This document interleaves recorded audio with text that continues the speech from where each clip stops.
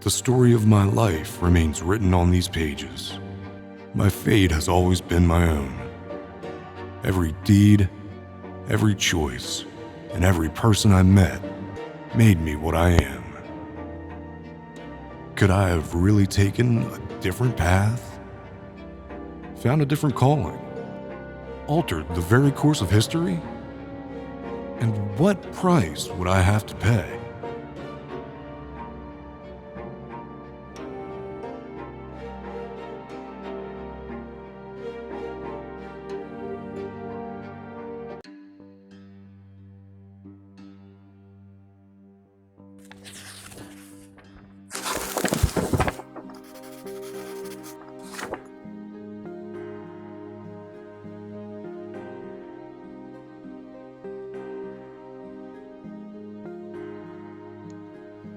Your fingers are stained with ink.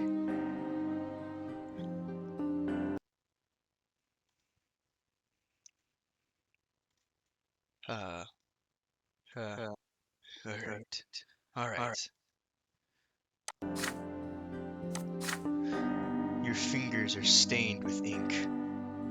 Your breathing grows ragged, your hands are shaking. Yet the words begin appearing on the page before you, one by one, clinging together to form a chronicle of your own life. Who are you? And how did you reach this end? You were born, raised, and lived your entire life in the blessed Archnean Empire. In this land, a man's destiny is predetermined at the moment of his birth. Whether human or Archnean, nobleman, priest, or low-born commoner, all bend to the divine will of the twin gods. And each life is naught but a single cog in the universe's immeasurable machine. The memories come flooding back. They engulf you as a merciless wave, binding together days that are thrice dead and gone. The dreams of your childhood, your adolescence, your youth, spent in the capital.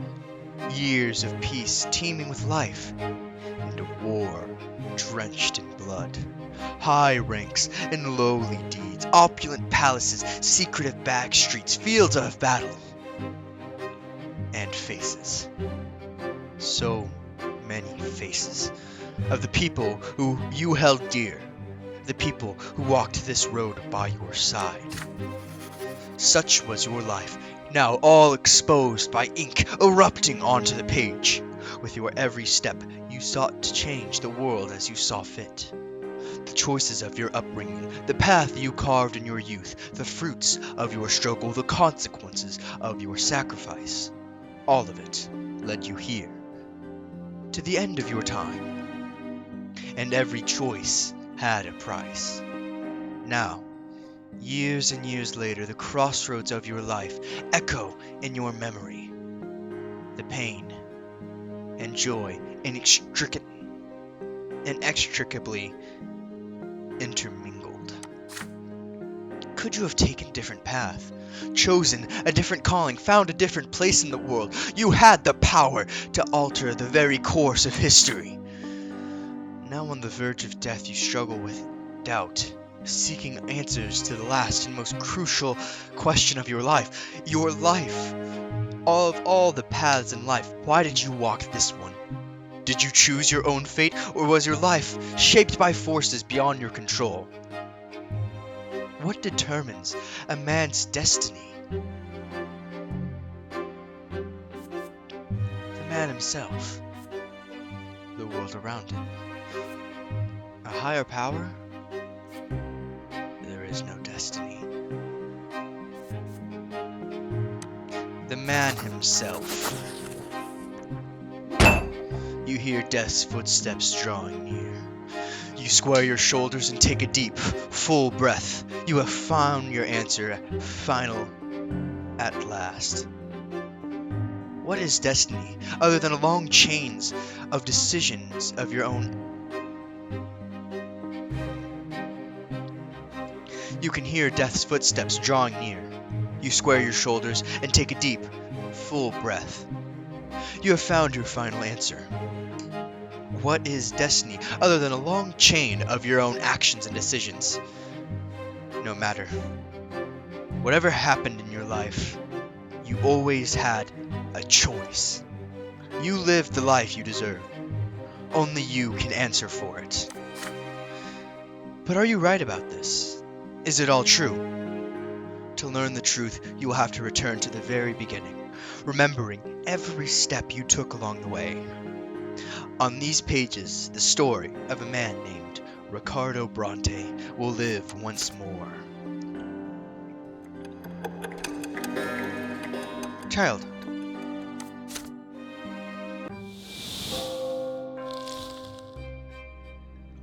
Chapter 1.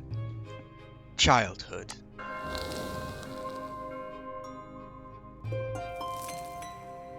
Childhood, where life first begins, first words, first unsteady steps. You are but a small child, learning about the world in which you were born. To you, everything is so new, so baffling, and so unforgiving. A long, trying life stretches before you. So many feats and faults, so many fateful choices to come. Yet you are already sowing the seeds of your future self. You are learning to live and survive in this world, looking for a place within it to call your own, choosing your future and destiny. Who will you grow up to be?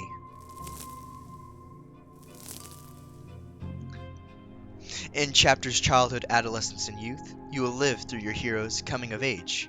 You will shape the protagonist's personality, his qualities and relationships.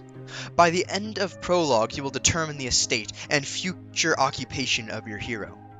Only in adulthood will he start to influence the world around him, and even the ultimate fate of the Empire. Who will Ricardo Brante grow up to be? It's your call.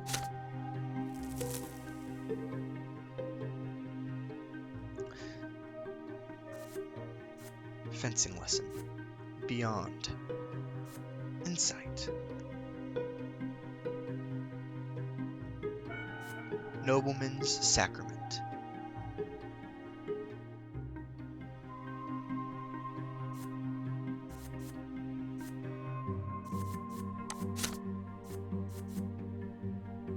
Your personal qualities at this age.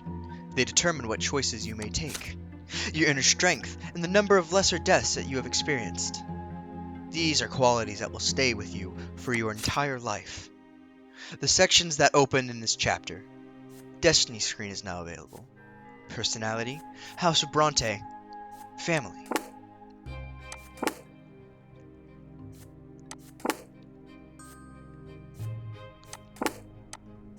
Gregor Brante, the head of the Brante family and a nobleman of the mantle, a senior judge at the Anizot prefecture. He was the first person in the family to get an education and achieve a noble title. His dream is to see his entire family ennobled by the sword. A cruel and fierce defender of the ancient order, he is constantly preoccupied with arranging the future of his family line. Robert Brante, nobleman of the mantle.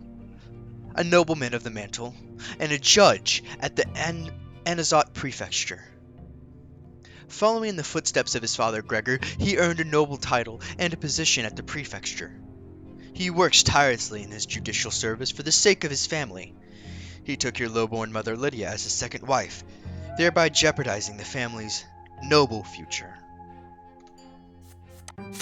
Amalia Elborn, nobleman of the sword. Stefan's birth mother, she died while giving birth to him. She was a noblewoman of the sword and the sister of Augustin Elborn, a powerful family friend. The match between her and your father was your grandfather's doing.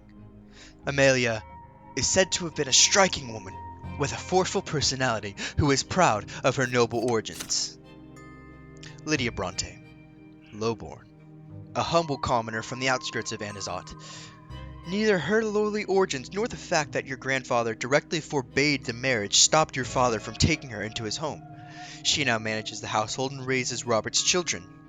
Your mother is devoted to her faith and insists that her children observe their laws. Gloria, the illegitimate daughter of your mother Lydia. She has never met her real father. Her position in the family is precarious. Robert Brante has never acknowledged her as his own daughter. Your sister is a dreamer. She often has her head in the clouds and can act recklessly at times. Stephen Brante. Robert Bronte's son from his first marriage, and a noble by birth. From a young age he has been striving to be first in all things and demonstrate his superiority to the family. And me.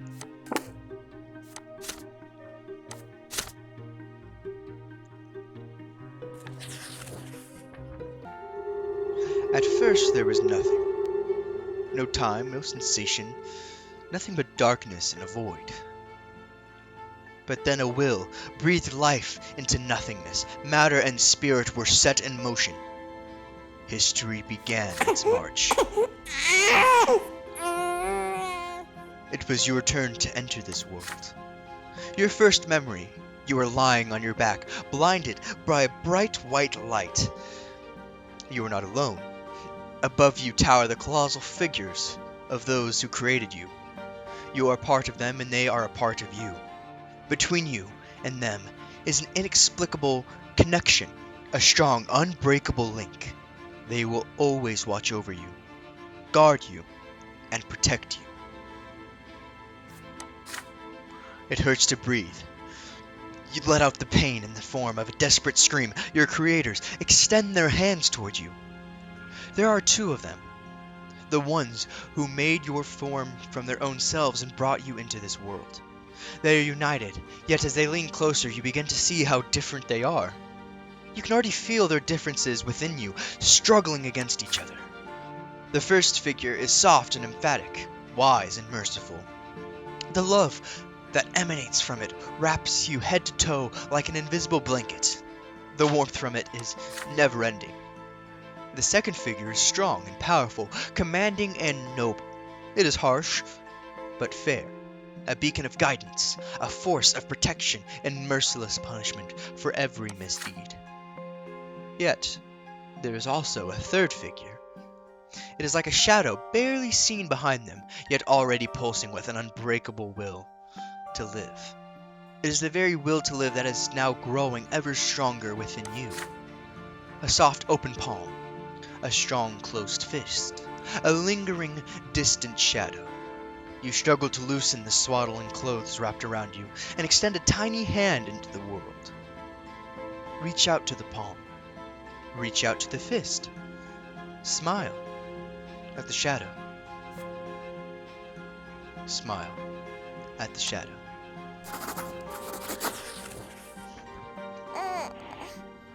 Your first smile appears on your face. Awkward, yet genuine. Your mother and your father exchange looks and start talking. You know no words yet, so all you hear is a sequence of booming sounds, but the stranger behind them has no need for words. The stranger's look is all it takes for you to feel the will to live and act that now burns within you. The shadow brings a finger to its lips as if to say, "There, there, baby. Don't cry. This is our secret now." And then the shadow melts into the light. Birth, 1118. Your life in this world begins. How will you live it?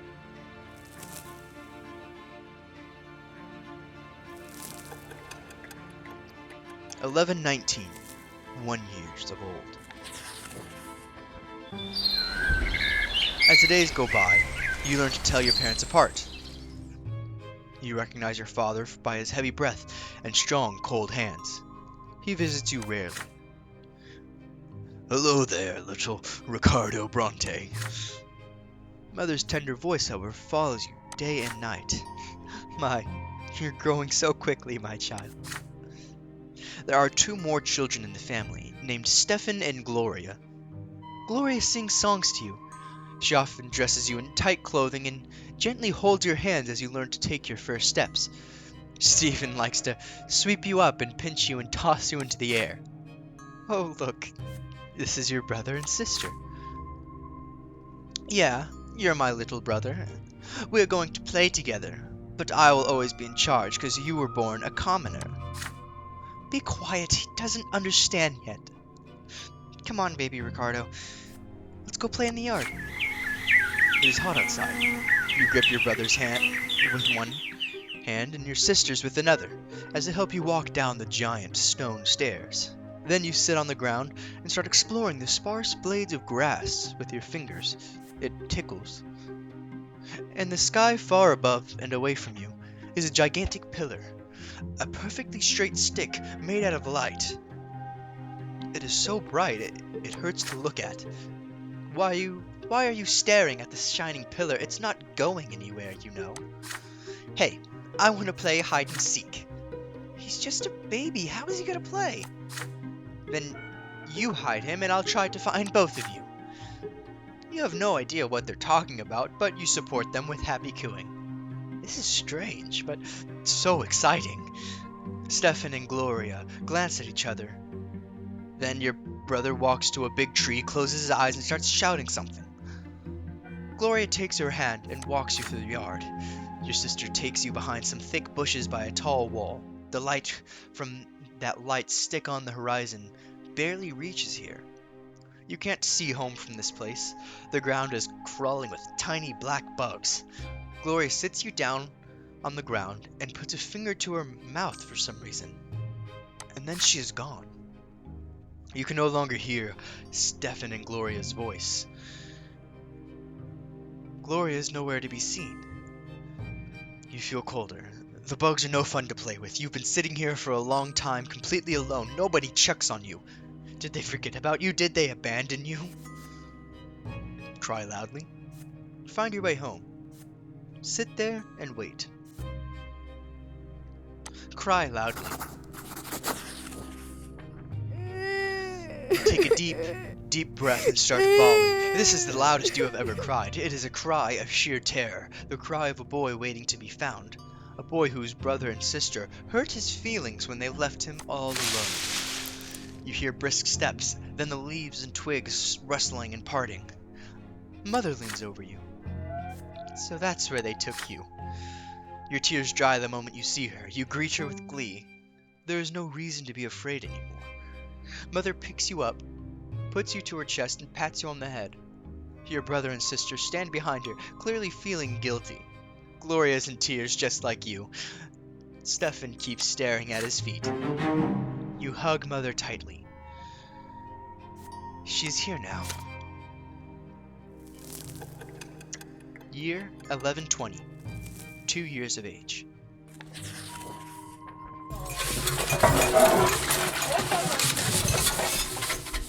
The Great Descent. Another memory. You are still a child, but you can already talk and run around on your own. Today is out of the ordinary. Father is busy around the house, giving orders to the servants. Throughout the day, the kitchen has been abuzz with work. There are solemn, gloomy preparations and candles being lit. Even your older brother Stefan is quiet today. Mother takes your hand and brings you to your sister Gloria. My son, today is the Great Descent. We honor the day when the twin gods descended to us. We must spend this day in reverence to the gods. You are too young to understand, so just do everything your sister says for now. Gloria takes you to the playroom.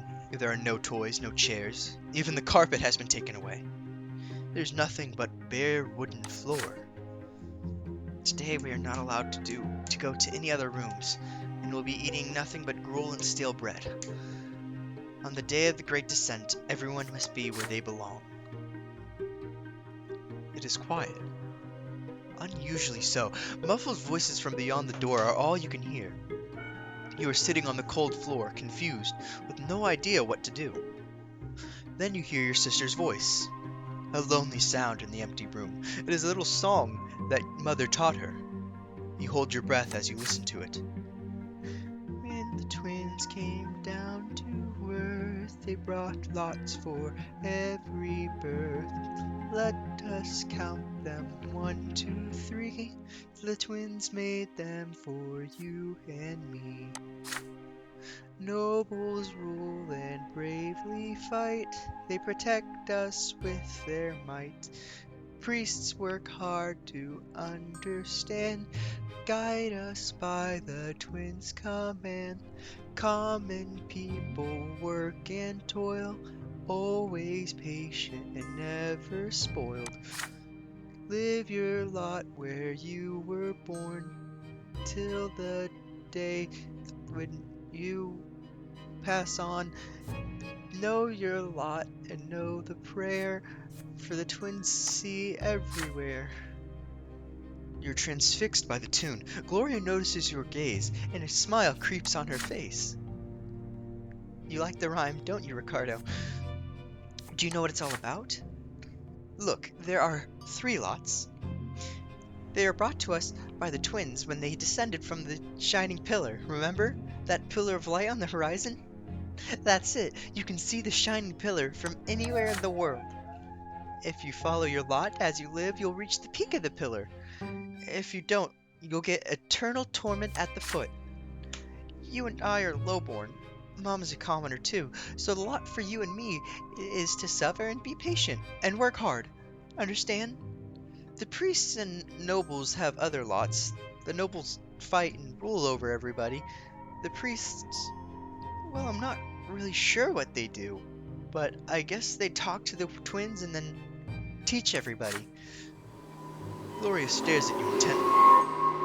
Did you get it, silly? Then she shakes her head and keeps singing the song over and over again. Her voice transfixes you, drawing you in. The room starts to glow like the sky. From this light emerges 2 figures you have known ever since the moment of your birth. One of them embraces your sister's shoulder, the other stands guard behind her back. You watch this happening before your very eyes, unable to turn away. Gloria is swaying to the song, unaware of what is happening. She sings the final verses once more. Know your voice and know you the prayer. You feel compelled by this divine sight to express yourself somehow. You feel words condensing within you from the light. But what will these words be? Finish the song properly. Sing the last line wrong. Sing the last line wrong. Know the line and know your prayer. The lot's lies are told everywhere. You shout these words, but have no idea how they came to you. The shining pair standing behind her back turn to look at you. You can feel their gaze piercing you from top to bottom. When the moment passes, they melt into dim light coming from the window. Now Gloria is staring at you. You see disappointment in her eyes. Ricardo, that's not the way the song ends. Why did you ruin it? You shrug, quite pleased with your cleverness. Year 1121. Childhood. 3 years old. Year 1121. Spring. The origin. You are starting to understand more and more of what the adults say. Your family is an unusual one.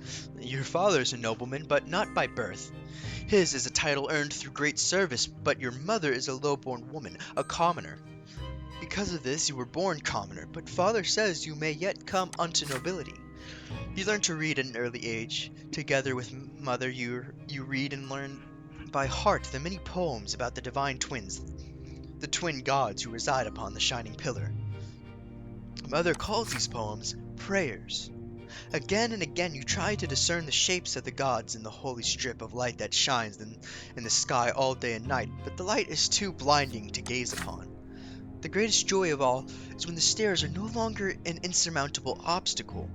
Now you can climb and even jump from step to step. Father urges you to be more careful and avoid climbing too high. But even though you keep falling, you never stop being curious about the world around you. Your older brother Stefan now spends less and less time playing with Gloria and you. Playing with commoners is beneath a nobleman to be, he says. So Gloria calls him name and Stefan pulls her pigtails. One fine evening, Father gathers you all in the sitting room with an announcement. You will have a little brother or sister soon.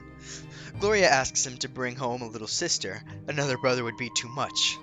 Stefan gets frustrated. There are too many siblings getting in the way as it is. Soon you will be an older brother too, and it doesn't really matter who the youngest will be, a boy or a girl. You will love them the most. When father comes back from his trips, he reads his adult books aloud for you. You find the stories of wars, generals, and rebellions quite enchanting, and father approves of your fascination. Study hard, and maybe one day you'll become a nobleman of the mantle and earn your sword. But first, you need to grow up. Growing up. The concept is as terrifying as it is alluring. You keep staring at the carpet under your feet. You are both ashamed and proud, and it feels odd. A scratch on your hand stings a little. Stefan is standing next to you, sniffling from the pain. Your brother is training in the yard with a wooden sword. You wanted to play with him, but he ended up getting angry and threw the sword at you. The stick hit your shoulder. You picked it up and hit him with it. You see the mother's shoes walking to and fro on the carpet. You don't want to look up. You would rather not see her angry. She is not as gentle with you these days. Why did you hurt Stefan, Ricardo? You stammer out an explanation. He hit you first, you just hit him back. How dare he pester me like that? When I grow up,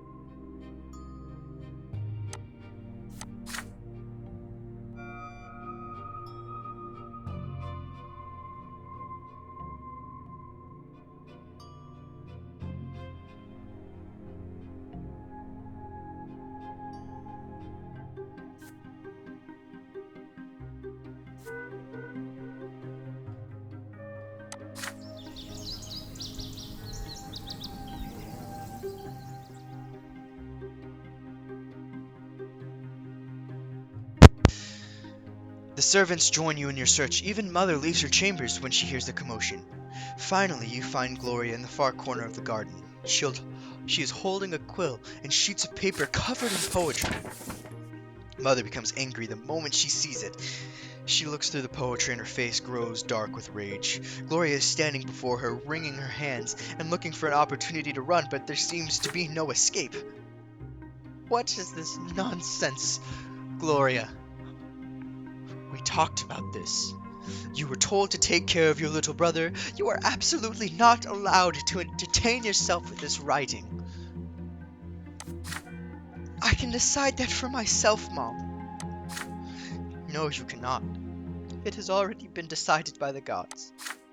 And he's not a little brother anymore. He doesn't need a nanny, and I need some time alone to think for myself. I'm not hurting anyone. You are a commoner and a future wife. It's time you learned how to properly take care for your children. Had your disgraced father kept me in his house, you could have been born a noble, but that is not our fate, and you are absolutely forbidden from ever spoiling paper and wasting ink again.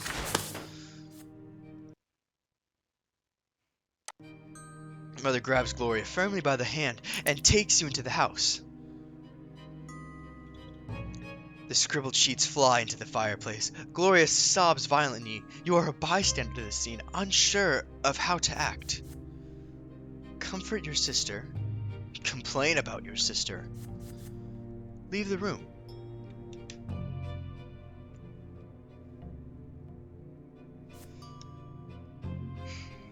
Comfort your sister.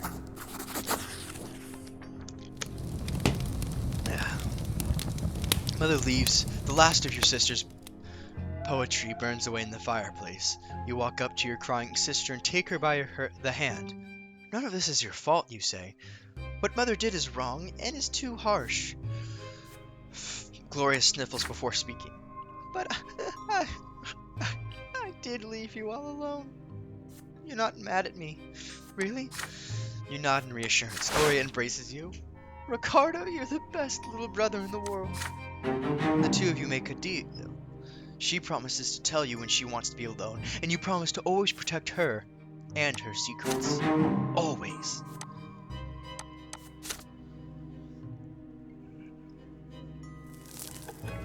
Year 1122. Childhood. 4 years of age. Winter 1122. The coming sacrament. Mother's in her armchair knitting woolen jackets and pants and socks for the little one. The baby will need to be kept warm, she says. Father spends less time at home now. Mother says he is very busy with his important job. He is a judge, after all. One day you decide to ask Mother and Stefan and Gloria. How come they're brother and sister to you, but not siblings to each other? Well, my dear, I didn't give birth to Stefan, you see. He's the son of another mother, and Gloria is the daughter of another father. Come now, don't knit your brow like that. You'll understand when you're older. How is it even possible? You're all family, are you not? Several days later, Mother calls Stefan and Gloria to the sitting room. You sneak in after them. At first, Mother gets quite angry and asks you to leave, but then she relents. You are told to sit still and be quiet and remember every word that you hear.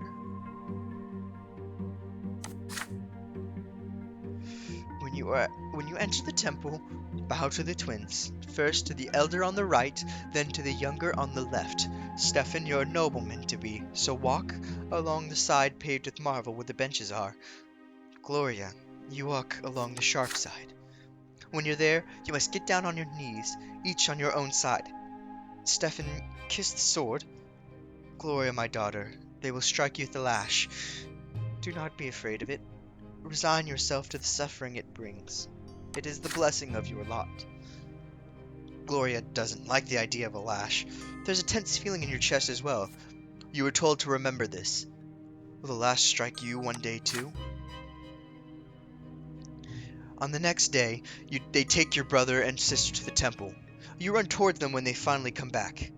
The back of Gloria's dress is soaked with blood. She's hunched a bit, sobbing quietly. Stefan is putting on airs, acting prouder than ever.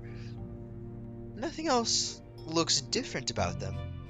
It's like all is the same, and yet everything has changed. Each of them has accepted their lot. Stephen Brante.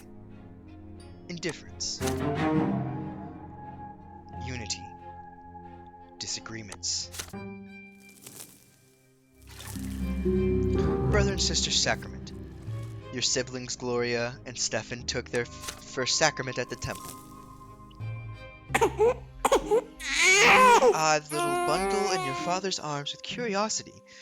Behind the many layers of swaddling clothes is your newborn baby brother. Mother is glowing and smiling with joy. Stefan and Gloria are also here, all excited. You promise yourself you're going to be the best big brother in the world. You'll never hit him, oh no. The two of you will play together and tease Stefan together, and help Mother together, and go on so many adventures together. It feels strange to be an older brother. Just the other day you were the youngest in the family, but now everything is different. Your parents name your little brother Nathan, and Mother spends the day and night by his side. And Nathan cries all the time, day and night.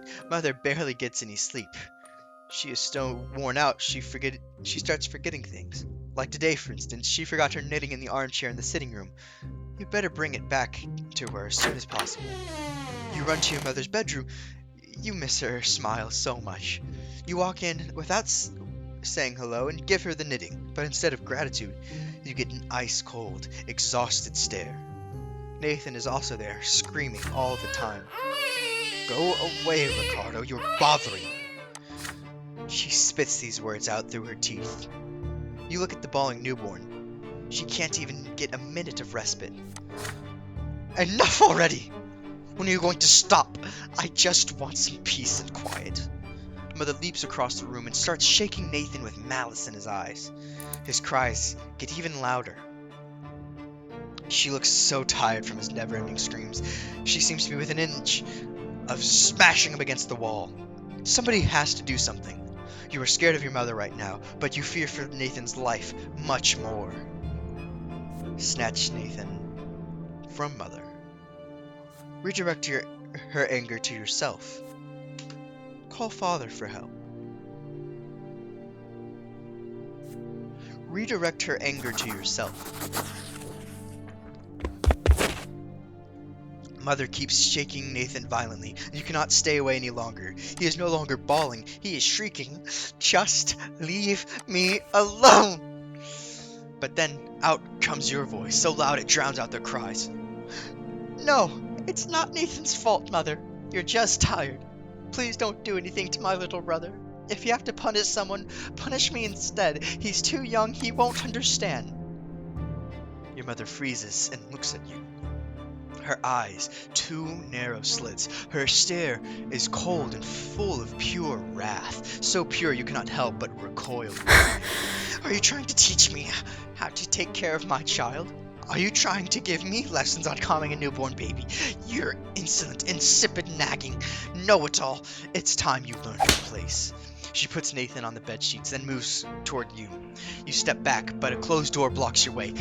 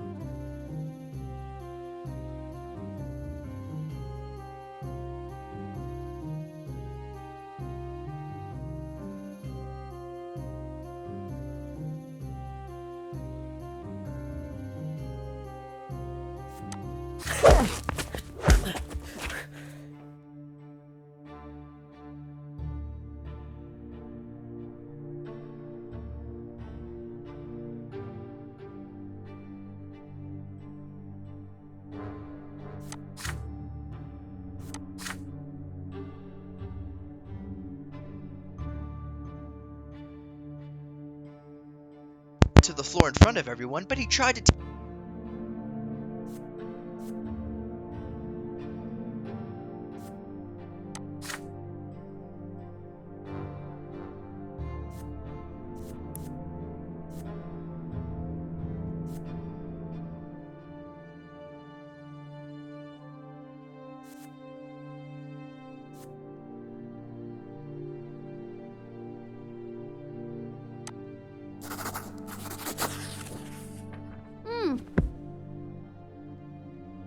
you without letting you speak too.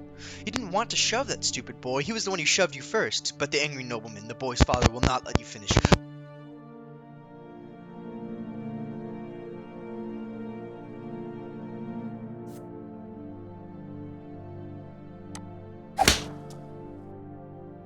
And then out of the shop. You are told to bow and show humility. A bad feeling sends a shiver down your spine. With a satisfied grin on his face, the boy swings his arm and slaps you on the cheek. He strikes you again and again. Enough! He got what he deserved. We're leaving. Get out of our way. Your head is swimming from the heavy blows. You return to your senses back in your bed with servants treating your face. Your father stays by your side all day. The morning after, you find a little box on your bed with tin soldiers of the holy orders.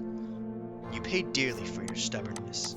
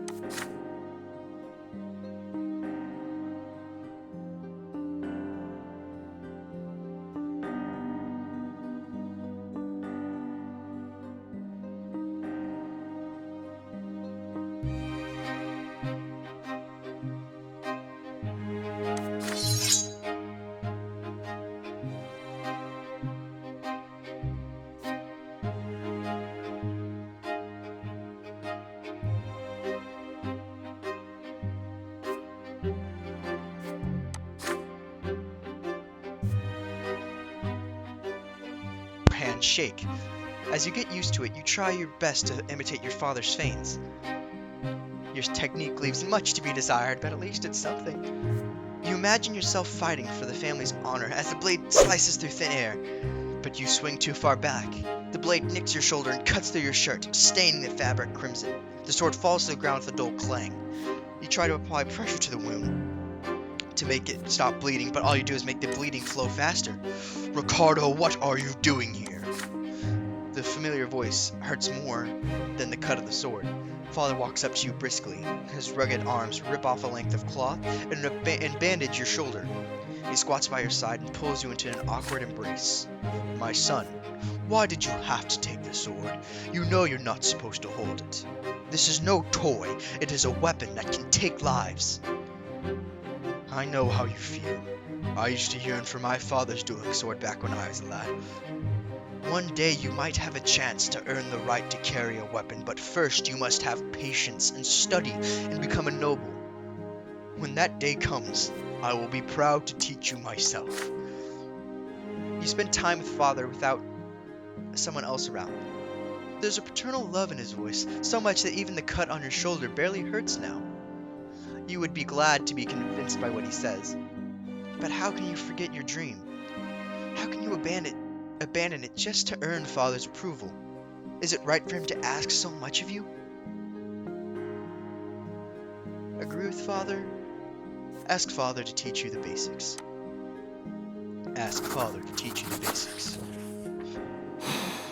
Father's inquisitive look presses you for an answer. It takes you a long time to muster enough courage to speak. You beg him to teach you how to fight at last. At least the very basics. It will certainly come handy in your future. It will be your first steps towards becoming a nobleman. Now it takes father a long time to respond.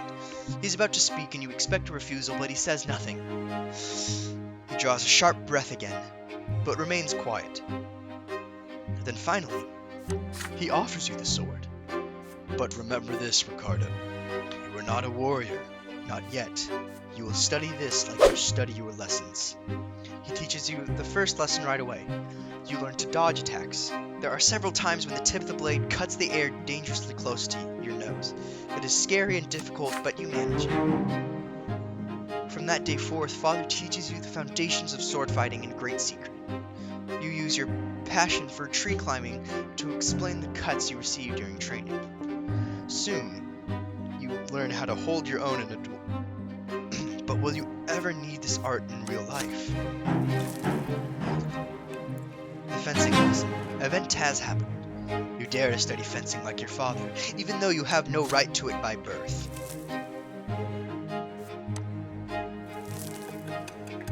Year 1124. 6 years of age. Year 1124. Summer. The family dinner. Today, Father ordered the dinner table to be brought out into the yard. For the first time in months, he is home, outside the confines of his always locked study. He spent the entire day playing with Nathan and you, discussing various matters with Stefan, now an adolescent, and walking in the garden. And now a dinner under the open sky. Your entire family gathers together, your father at the head of the table, smiling. He asks you about your studies. Nathan climbs up on his knee and recites a counting rhyme in a funny, sing-song voice. Stefan mentions that his fencing teacher praised his accomplishments. He rises from the table with his father to show his skill in a practiced duel. Next comes Gloria's turn. She stands on her chair and recites a lengthy prayer by heart. Mother showers your sister with praise. Father chuckles quietly, hiding a smile in his mustache. When your turn comes, you recite all the ranks in the Legion, from common soldier to high commander. Stefan listens to you with a skeptical look on his face. Night slowly falls, but the servants ensure that the yard is well illuminated. You don't feel cold in the dusk tonight. It feels good, yet so important. All of you are finally together, sitting at the same table. No fighting, just smiles. No arguing, just pleasant small talk. Then a servant approaches Father with a letter in hand. He reads it in the dim light, and each line gradually washes the smile off Father's face until only a stone-cold mask remains. Mother looks at Father with an unspoken question in her eyes. Gregor Brante is coming back to Anazat. He is the head of our family. My father.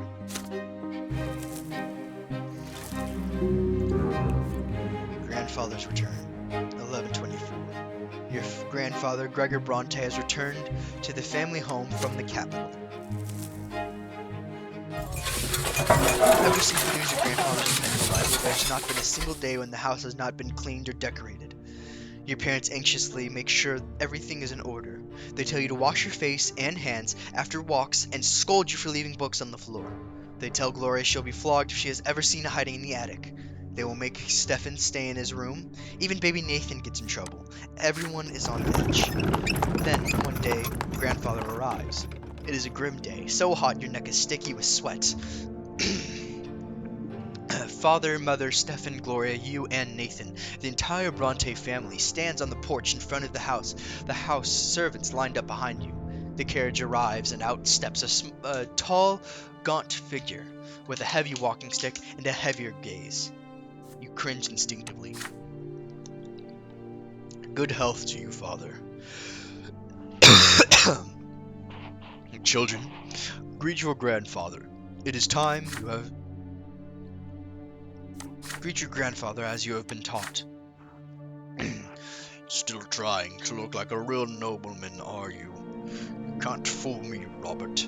I was the first of the Brante family to be ennobled by the mantle, and I am the only one who remembers how to bear this burden properly. I live honorably by my lot. Your marriage to that low-born wench cut us off from ever being nobles of the sword. My progeny could have been born bearing noble blood.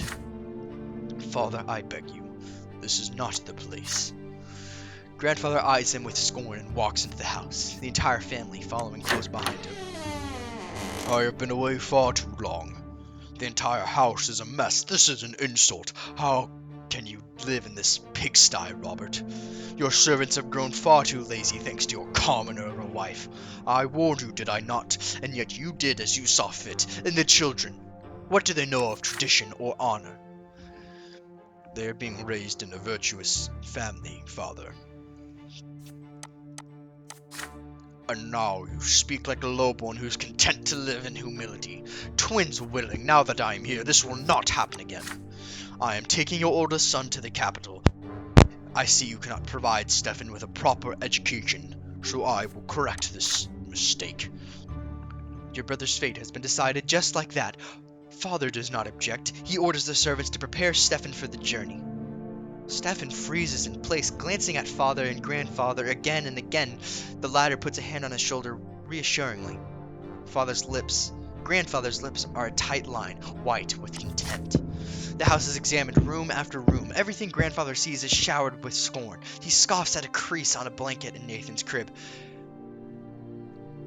In mother's bedroom, he mocks Gloria's knitting in her room.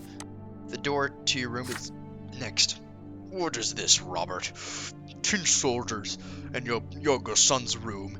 He was born a commoner. I won't have him daydreaming of battle.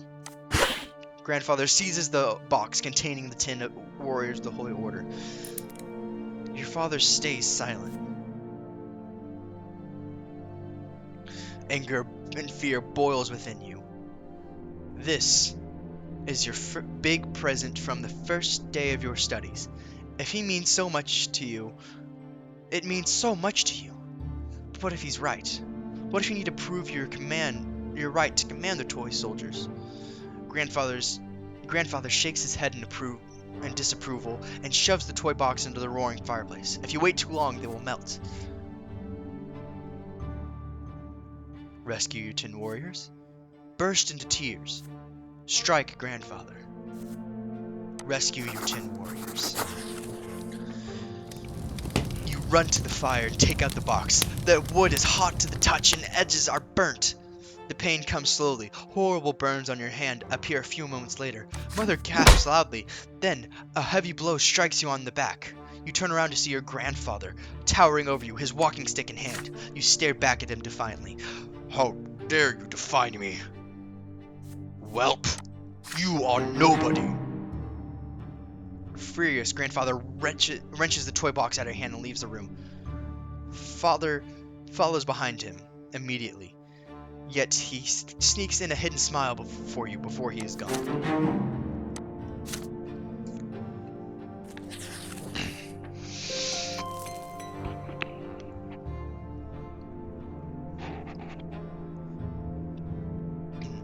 Year 1124, fall.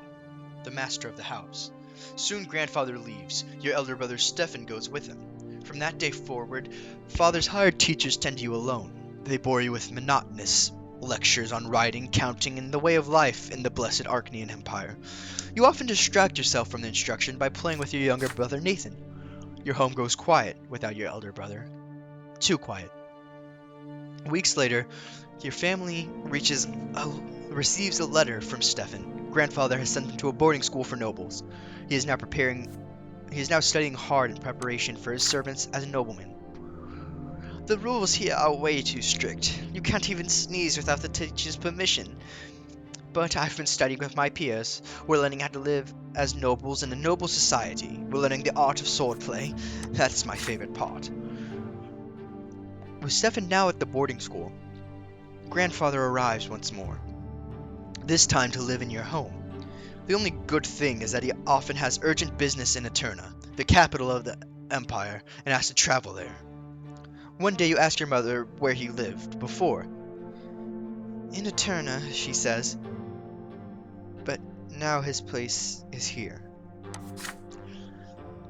Each time grandfather returns, he gives the servants new orders. Your home is always busy with repairs. The servants are redecorating grandfather's chambers, including his library and sitting room. Sometimes, father tries to gently talk him out of all this. Why subject the house to constant reconstruction? Grandfather's answer is always the same. This home is mine, and I will live here as befits a man of the nobility. An illustrious guest. Some days grandfather stays home, and on those days you try your best to stay out of his sight. But there's no way you can avoid family breakfast. The food is there, but you cannot bring yourself to eat it. Mother's eyes are red and swollen. She's been crying all night again. Grandfather sits at the head of the table, where nobody used to sit before. Robert, it is high time your youngest sons underwent their sacraments. Sir Brante, let them live free of the lot for a while longer. They are but— Shut your mouth, Robert. That wife of yours is impertinent enough to interrupt me. If this ever happens again, she'll be eating gruel with the servants in the kitchen where she belongs. It is time you considered a real marriage, Robert, one to a woman of the proper station. Gloria drops her fork. Grandfather shoots her a scathing look. A tear rolls down Mother's cheek. Father does not look away from his plate. His hands are clenched into fists. Baroness Unlodar is one such woman. She is a comely widow and a fine match. She is suing for an inheritance right now and could use a proper husband and support. You can keep your low-born Lydia around if you like, servant mistress. I don't care. I will not do that, father. I am the head of this family, and the family's standing took a severe blow after you married that commoner. It is unthinkable. How could you give up the memory of beautiful Amelia Elborn for this lowly woman and that bastard child of hers? But now you have the chance to set things right. Don't disappoint me. Father nods curtly, trying to not look in Mother's direction. Father, I wish to see Stefan. If I find your conduct in Baroness's presence satisfactory enough, then you may see him. She is coming for a visit tomorrow. Be prepared. Grandfather wipes his mouth with his napkin, throws it onto the plate, and leaves. Mother's lips move silently. Nobody says a word.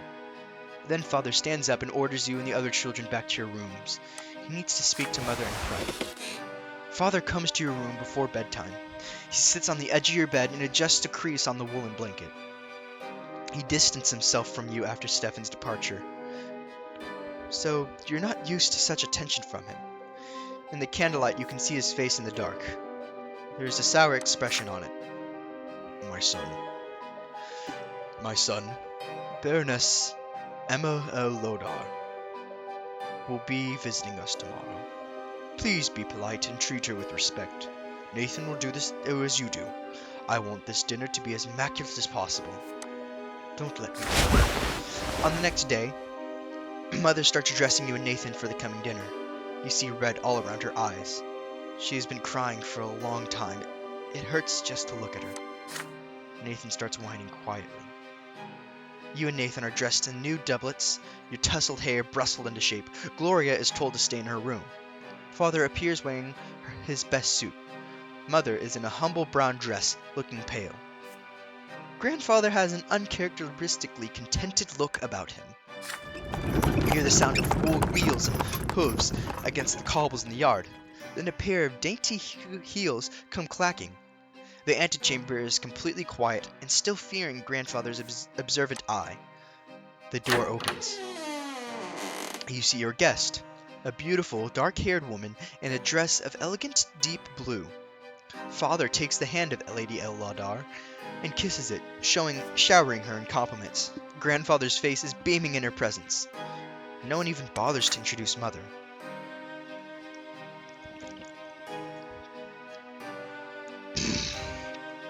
Baroness, allow me to introduce you to Robert's sons, Ricardo and Nathan Brante.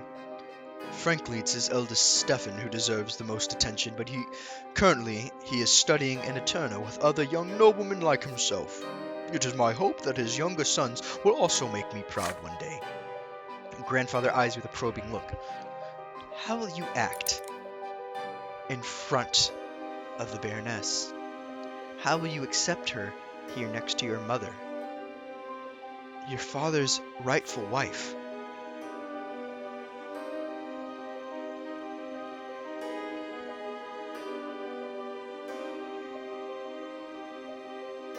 Greet the Baroness politely.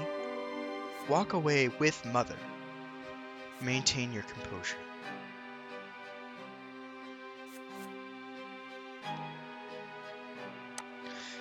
Greet the Baroness politely.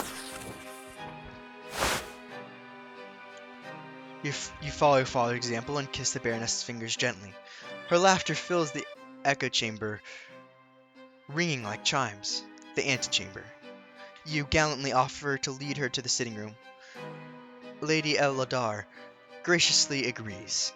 Behind you, you can hear Mother sobbing. Grandfather and Baroness Eladar engage in small talk over dinner. She tells him of the woes of litigation over her late husband's inheritance, and he advises her like the judge he is. Father is mostly silent, only getting in a word or two. You do your absolute best to behave yourself. After the decorous farewells to Lady Eladar, Father quietly thanks you for your model behavior. The morning after, he leaves for Eterna with Grandfather to visit Stefan. Mother spends almost an entire day in her bedroom. You cannot bring yourself to speak to her. Father returns from the capital in a quiet rage. You overhear your parents talking. Apparently, Grandfather has already poisoned Stefan's mind against him, and he greeted Father with cold hostility. The name of Baroness Eladar is never mentioned in the house again.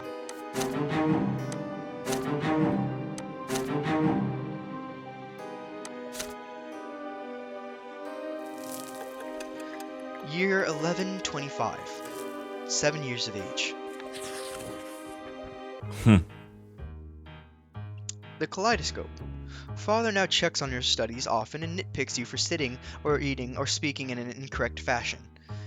Once he becomes so annoyed, he says that he wishes Stefan had been the one to stay in front of you instead of you. You never expected to hear these words from your father of all people. Grandfather's trip to the capital took longer than expected. It feels lighter around the house without his presence. You allow yourself a little change of scenery. Instead of your room, you now busy yourself with reading and calculations in the sitting room, across from the open door to the yard. Gloria has joined you today. She has already helped you progress through several complex passages in the book. Right now she seems to be preoccupied with a strange tube. Aren't you hurt by the way Grandfather treats you? You ask. Gloria just shrugs. Grandfather always says that they should get rid of me. I'm used to it now. He hurts you a lot worse because you're closer to him. I just have to stay out of his way. That's it. She shows you the strange tube she has been holding all day. Look, it's a kaleidoscope. I got it as a gift. Want to see inside? Excited by the idea, you close the book and peer into the tiny hole on one end of the tube. Your eyes see a multitude of intricate patterns. Each turn the tube reveals a new web of interwoven colors. They mesmerize you. The kaleidoscope turns the fire burning in the fireplace into a cavalry made of flames. You are riding at the front of the fiery horsemen, ready to face the enemy. Grandfather's face emerges from the intersecting lines, and you swing the kaleidoscope like a sword, cutting it in half. Now you look at the blue sky through the window. The patterns are unending, secretive, and calm, and peaceful. Just like Father's smile before Grandfather's invasion. The deep blue gives way to a scattering of gold irradiating gentle warmth, like Mother's arms. This fleeting beauty too soon gives way to a new hypnotic pattern. Again and again you see your family in these interconnecting figures as they come together and break apart. And in the middle of this golden glow, you see Gloria's green eyes gazing at you observantly. Your sister left you long ago. The books are abandoned and time slips away unchecked, but you are still busy peering into the kaleidoscope. Order emerges from the chaos, but before your eyes again and again, but you cannot preserve it no matter how hard you try. You are caught in an inner conflict. There's so much that can be done with this kaleidoscope. Should you take it apart? Or ask Gloria how it works? Or keep enjoying the patterns it shows you? But you still have lessons to do today. Take the kaleidoscope apart. Keep looking at the kaleidoscope. Return to your studies. Return to your studies. You put the kaleidoscope away and return to studying the book. There's so much you have to discuss with Gloria. You cannot help but wonder, what things did she see in there? But first, your lessons.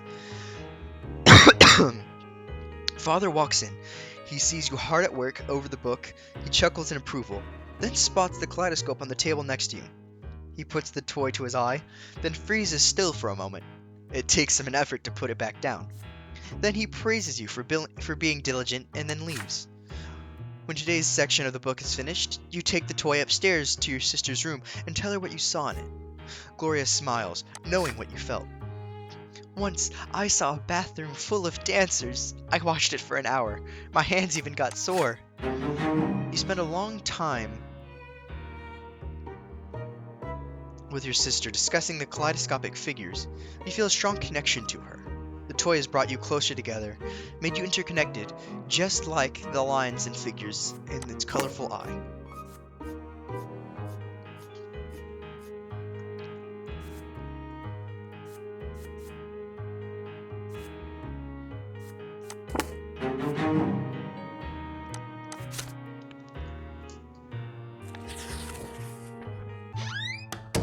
Sweet temptation.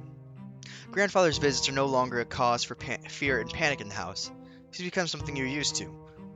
It's something nagging, yet not unordinary, like a splinter or a stain on your trousers.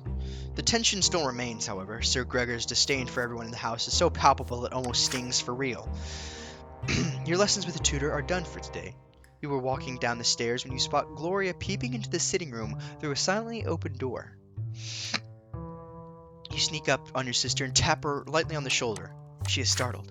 Oh, it's you, Ricardo. Look, Sir Gregor's eating something. Grandfather sitting on the sofa, flipping through a book with one hand and reaching for a glass bowl with another, now and then. Inside the bowl you see candied fruit, a sweet confectionery forbidden to the common estate, like all sweet things. Yet Grandfather's face shows no pleasure as he keeps consuming the high-born treats. The clock strikes 3. Grandfather raises from his seat, puts away the bowl on a shelf, and leaves for the yard. He always takes a walk in the city at this time. Gloria nudges you with her elbow and looks at the candy bowl when you look at her. The first emotion you feel is fear, but next comes curiosity, and it is stronger. Stefan used to boast about that candied fruit tastes incredible, and now you have the perfect opportunity to try it. You try candied fruit first. The sugar starts to melt as soon as you put it on your tongue. It is so sweet. You have never eaten anything as good as this. You take the whole bowl off the shelf and give it to your sister. She takes a fruit and brings it to her mouth carefully, like a rare treasure. There's a thumping on the stairs. Footsteps, accompanied by the knocking of a walking stick. You have no idea why, but Grandfather is back. You quickly hide behind the sofa and pull Gloria after you, but she is frozen in place with her hands in the bowl. The door opens. Grandfather's menacing figure advances on Gloria. His hand seizes her arm. You squalid, ungrateful, low-born child. How dare you bite the hand that feeds you? You and your trollop of a mother would be sleeping in a ditch if it weren't for my spineless son. The sweet and pleasant things are for the noble estate, not the likes of you. Did you forget your lot? His hand swings and hits Gloria on the cheek. She falls to the floor right next to you, to where you are, hidden. Her fingers glisten in the warm melted sugar that brought you here. Grandfather advances again, his walking stick ready, but then he sees you huddling behind the armchair.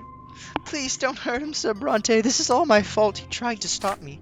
You can already see a bruise on Gloria's cheek. This is only the beginning of her punishment. Gloria was caught red-handed unlike you. You can still avoid your punishment. What is it then, milksop? Did you try the sugar too? Or were you trying to stop this piece of filth like she says?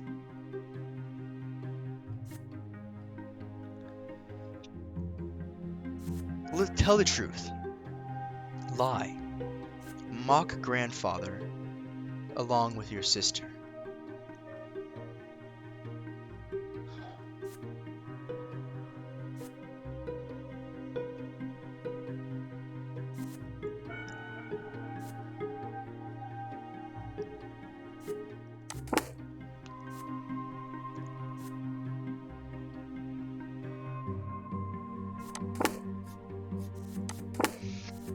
Lie.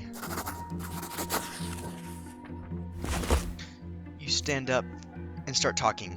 Yes, Gloria was telling the truth. You were trying to stop her. Grandfather tilts his head as he keeps you transfixed by his in the hospital bitter gaze. Then why did you hide behind the armchair like a petty thief? It was all Gloria, you tell him. She told you to hide. Gloria looks at you with pain and disappointment when you say this. Grandfather nods, satisfied by your answer. He tells you to stay and watch him punish Gloria.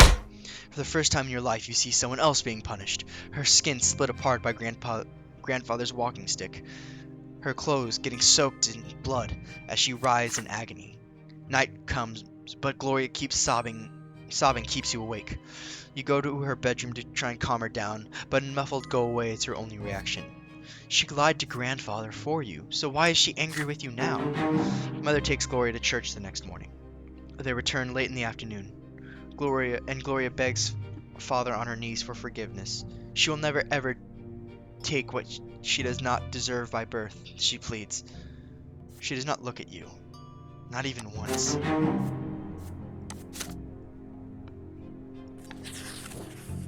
The sacrament. Your father and mother have been focused on Nathan and you since early morning. Instead of breakfast, you were told to say your prayers, wash your hands and faces, and get dressed in plain white shirts. Today is the day of your sacrament. Mother, I want to go play in the yard.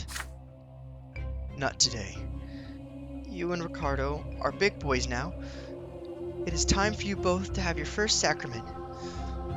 No one can live without a lot. I don't want a lot. Be quiet and listen. You were born commoner, so you must accept a low-born lot before the twins. When you grow up, you'll get a chance to earn the noble lot. Mother and father take you to the carriage. Nathan is hungry. He starts whining. Grandfather is the last to get in the carriage. His eyes are on you and your brother, looking for every fault. Soon the carriage is moving along the streets of Anazat, slowly and solemnly. One more turn and you see the colossal white building marked by two massive pillars. For the first time in your life, you are to enter the Church of the Twin Gods. You spend the gate and walk under the splendorous dome of the church. The hall is divided into two halves. They're drastically different from one another. The floor on one side is rough and jagged and covered in dried brown spots, while the other is made of smooth marble. The commoners kneel on the jagged floor, and the well-dressed nobles and their families sit on the pews. The grandfather and grandfather leave you to sit on one of the nobles' pews. Mother walks to the rough stone of the commoner's side and gets down on her knees. You see her wince in pain, for the low-born estate shall suffer in the house of the faith. The church acolytes surround you and lead you to the altar, where you and your other children will take your sacrament this day. Before you stands a tall priest dressed in black, with a sword in one hand and a hefty whip in another. Nathan's whining grows louder. He dislikes this place. He is scared. You remain quiet, but your stomach roils in uneasy anticipation. The first child to take a sacrament is the jaunty little boy from a family of nobles. The priest extends the sword before him and recites the words of his lot. From this day forth he will fight and rule and pursue the arts. His mind now forever free from the throes of suffering, for he now belongs to the noble lot. The boy proudly touches the flat of the blade with his lips. Nathan is next to receive the sacrament. He suddenly snaps out of his fearful trance and tries to break free, but the acolyte pulls him towards the altar and throws him on the jagged floor of the lowborn side. The sharp edges bite into Nathan's knees as he lands, spraying drops of red around him. I don't wanna. Why do they wanna whip me? What did I do? You try to break free and run to Nathan's side. You want to give him courage and protect him, but the acolyte's grip on you is too firm. You feel utterly helpless. Your brother has to face the world all by himself. The priest starts reciting the words of the lot as he swings the lash over Nathan's shoulders. From this day forth, Nathan, thou shalt endure, and work, and suffer. Thou shalt be ardent in thy labour, and humble in obedience to thy rulers. And now cometh thy first true suffering, which thou must accept with gratitude. The lash cracks. It strikes his right shoulder. It strikes his left shoulder. The blows are so powerful that Nathan falls to the floor. The priest tells him to rise. He has received his lot. Nathan gets on his feet and drags himself towards Mother, his knees torn and bloodied, his spirit broken. It is your turn. Your feet will not move. You can barely muster enough strength to walk to the altar. You get down on your knees and feel the sharp stones below you. So sharp, your clothing cannot protect you. Your skin begins to burn. The acolyte forces your head down and you feel a lash being drawn above you, ready to strike. The priest's words are for you now. This is thy sacrament. Thou shalt work, and endure, and suffer. Thou art about to receive thy first true suffering by the sacred lash. Dost thou accept thy lot? Accept it. Raise your head. Catch the lash. Kiss the sword. Kiss the sword. The whip slices through the air, about to strike, but your eyes are transfixed on the blade. The priest holds in the other hand. You jump up and away, the lash misses you. You grab the blade with your hand. You look him straight in the eye. I am Ricardo of House Brante. The priest freezes in shock. You seize the moment to pull the sword closer and kiss the smooth, cold blade. You hear echoes of outrage among the churchgoer. Mother prostrates herself on the jagged floor, racked with fear. Father remains still baffled by what you have done. But grandfather looks at you intently, as though truly seeing you for the first time. There's a semblance of respect in his gaze. You are forced back to the commoner's place at the altar. The acolyte seizes you by the arms and legs and keep your face bent closely to the bloody, jagged stones on the floor. The lash strikes your right shoulder, then your left shoulder. Then you are told to rise. You are a commoner. Mother takes your hand and leads you outside. Once you are outside, she scolds you for being insubordinate and bringing the family shame. Nathan holds your hands as you walk, his tearful face a mixture of confusion and awe as he looks into your eyes. You do not feel as though you have made a mistake. You did what was right for you.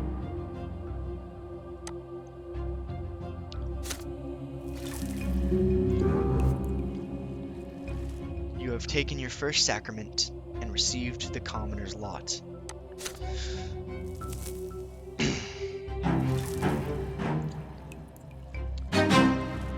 You challenge the noble order and attempt to seize a noble lot.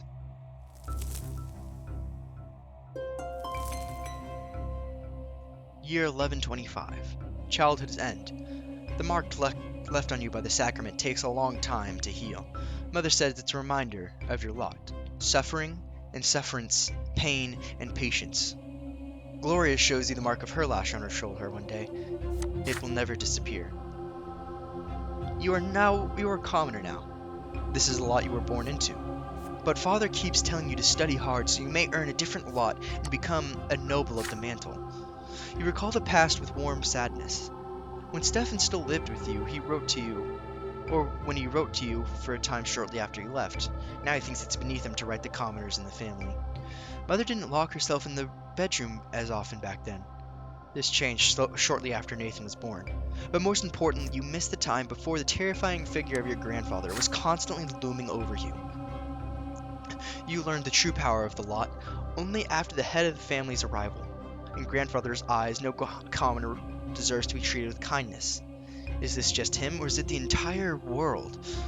The very thought of this makes you queasy. You are older now, and what's more, you are an elder brother now. You've learned how to care about someone else, how to teach and protect. Soon you are a small boy no longer. As the days pass, play gradually gives to laborious study, and now your choices will decide your place in the bizarre and ruthless world of adulthood. Your childhood years are over. Ending of Chapter 1, Childhood. Well, okay. That's chapter 1 of The Life and Suffering of Sir Brante. So this is my destiny so far. I did play through chapter 1 before, and I thought, wow, this would be a really good game to play. I got to figure out what to do to talk through the entire time and not lose my voice like this, but I'll figure that out. I think I'm just out of practice.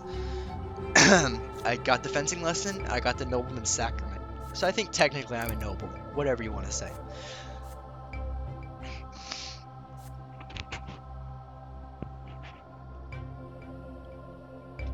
Okay. Alright. I decided to go. So for this, I pretty much decided to just do like what I would do. And then halfway through, I was like, let's go full determination. So, I almost ended with full determination, but I chose in a couple places not to. And that was mainly because I wanted to have willpower to kiss the sword. Because the other time I played chapter 1, I made almost all the same choices, except for one where I didn't, instead of kissing the sword, I caught the whip. But that was just because I didn't have the willpower. So I wanted to have the willpower just in case. Because maybe, I don't know what happens. Yeah, so this has been fun. I don't like that I am sympathizing with Gregor. Hate him. Don't like that guy. But, he's what it is. Screw this guy. I hate Nathan.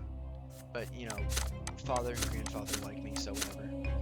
Alright, yeah, thanks for watching. If you enjoyed it at least somewhat, if you would be so very kind as to just like the video. That's all I need is just one click of that like button. Thanks for watching. Chapter 2 will be out soon. I don't know about Chapter 3 for a while, because I gotta get money to play through every chapter. This is very fun. So yeah, thanks.